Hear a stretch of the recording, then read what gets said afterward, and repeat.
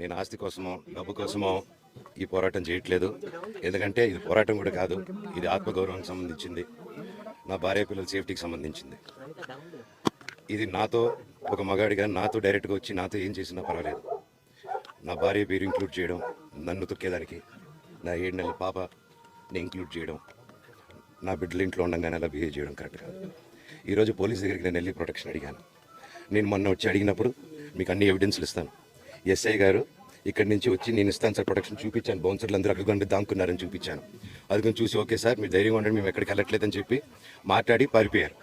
ఇప్పుడు కానిస్టేబుల్స్ వచ్చి అందరూ నా మనుషులందరినీ భయపించి ఇప్పుడు వాళ్ళ పేర్లు తీసుకొని బెదరగొట్టి మా మనుషులు పంపించేసి వేరే బాడీ గార్డ్ లోపల పంపించున్నారు సార్. జరగదు కాదు సార్. ఫస్ట్ డిపార్ట్మెంట్ ఎందుకు వన్ సైడ్ తీసుకుంటున్నారు? కంప్లైంట్ తీసుకున్న తర్వాత వాళ్ళకి ఏ అధికారం ఉంది? నా ప్రొటెక్ట్ చేసే మనుషులు పంపించేదానికి అధికారం ఏముంది? ప్రపంచంలో అందరినీ కలుస్తాను సార్, బయలుదేరుతాను.